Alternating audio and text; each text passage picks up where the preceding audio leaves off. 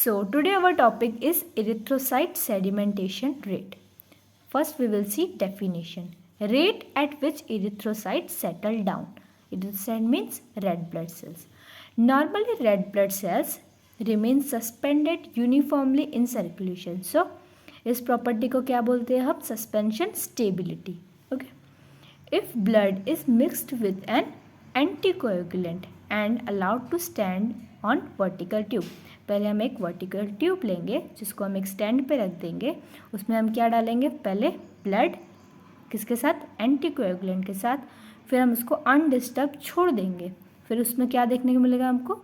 Red cells settle down due to gravity with a supernatant layer of plasma. नीचे क्या होगा? Red blood sales and ऊपर क्या होगा? Plasma. Okay. So now we'll see determination of ESR. So there are two methods. First Western green method, second Winthrop method. Western green method में पहले हम क्या देखेंगे? Western green tube. So tube is 300 mm long and opened on both ends. Okay. Marked 0 to 200 mm from above downward. This tube is used only for determining ESR. तो अब पहले हम diagram में देख लेंगे. तो ये कैसी होती है? Open from both end marked 0 to 200 from above to downward. Clear? ये किसके लिए सिर्फ यूज होती है? ESR के लिए. Okay. 1.6 ml of blood is mixed with 0.4 ml of 3.8% of sodium citrate. ये क्या है? तो एंटीकोएगुलेंट. ये क्या करेगा? ब्लड को क्लॉट होने से प्रिवेंट करेगा. Okay. Ratio of blood and anticoagulant is 4:1. Tube is fitted to stand vertically and left undisturb. वो ट्यूब को हम स्टैंड में रख देंगे अनडिस्टर्ब. फिर हम रीडिंग कब लेंगे? Reading is taken at end of 1 hour. Okay. अब हम देखेंगे विंट्रॉप मेथड. सो उसकी ट्यूब कैसी होती है? Short tube open on only one and. उसमें कैसा था? Open on both ends. उसमें ओनली ऑन वन एंड. कैसी होती है? सो 110 mm long with 3 mm bore. Use for determining both ESR and PCV. वहाँ पे क्या था? सिर्फ ESR. Okay. Marked on both side. 0 to 100 किसके लिए? सो ESR के लिए. ये 0 to 100 किसके लिए? ESR के लिए. और 100 to 0 किसके लिए? PCV के लिए. सो दोनों साइड पे मार्क्ड है. ओके. यहाँ पे एंटीकोएगुलेंट कौन सा यूज़ हो रहा है? सो EDTA. और वहाँ कौन सा यूज़ हो रहा था? Sodium citrate. सो ये है वेस्टर्न ग्रीन और ये है Wintrobe. So now will see normal values of ESR. So first by western green method. In males, it's about 3 to 7 mm in hour, and in females, it's about 5 to 9 mm in hour. Infants, 0 to 2 mm in 1 hour. Okay.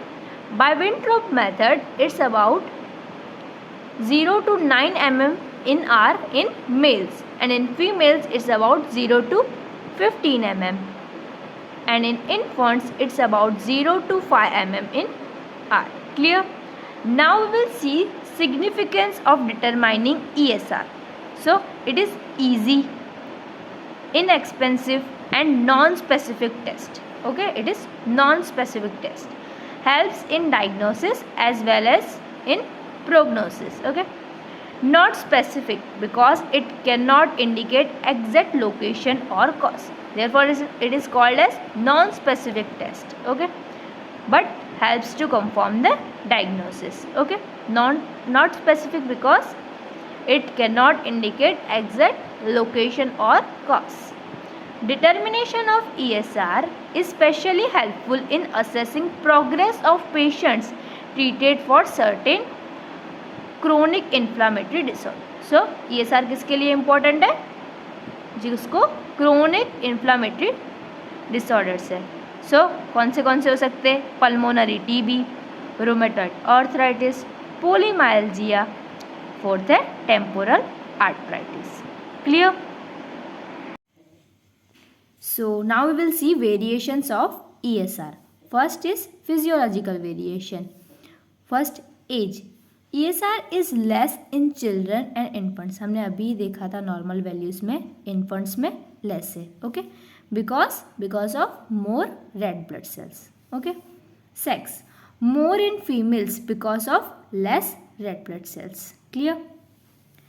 Menstruation, increase during menses, okay, increase during menses, why? Because of loss of blood and RBC. so RBC लो हो गए तो ESR बढ़ गया.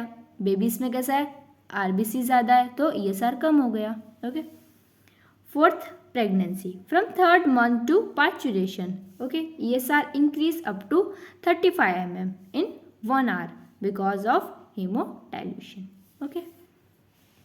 Now we will see pathological variation, increased in disease. कौन सी में? So TB, second है all types of anemia except sickle cell anemia, okay. Third, malignant tumor. Fourth, rheumatoid arthritis. Fifth, rheumatic fever. Sixth, liver diseases, okay. अब decrease किस में होता है? So first allergic condition, second sickle cell anaemia, third peptone shock, fourth polycythaemia, fifth severe leukocytosis. तो ये हमने क्या देखा? Variation of ESR, physiological and pathological, okay. यहाँ पे हमने देखा पहले किस में इंक्रीज होता है, कौन सी डिसीज में, और यहाँ देखा हमने किस में डिक्रीज होता है, clear.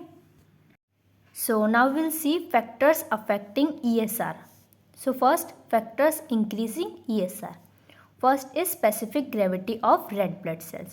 When specific gravity increase, cell becomes heavier and sedimentation is fast. अब अभी हम पानी में पत्थर डालेंगे तो वो हैवी है तो फास्ट सेडिमेंट हो जाएगा.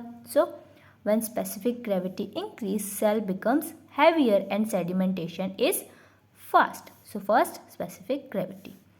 Second is rouleaux formation. उसका मतलब क्या होता है? ऐसे रेड ब्लड सेल एक दूसरे के ऊपर कॉइन्स की तरह पाइलअप हो जाते हैं, उसको क्या बोलेंगे हम? Rouleaux formation. So it will increase ESR. Globulin and fibrinogen accelerate rouleaux formation, okay. Third is increase in size of red blood cell. अब जितना किसी चीज़ का साइज बड़ा होगा उतना जल्दी सेडिमेंट होगा. So when size of red blood cell increase, ESR increase. Factor decreasing ESR. So first, viscosity of blood. अगर बहुत ज़्यादा थिक होगा ब्लड तो किसी भी चीज़ को नीचे आने में टाइम लगेगा, okay. Viscosity offer more resistant for settling of red blood cells. So viscosity increase and ESR decrease. Red blood cell count. When red blood cell count increase, viscosity of blood increase, so ESR is low. So यहाँ पे हमारा ESR chapter finish होता है. So thank you for watching.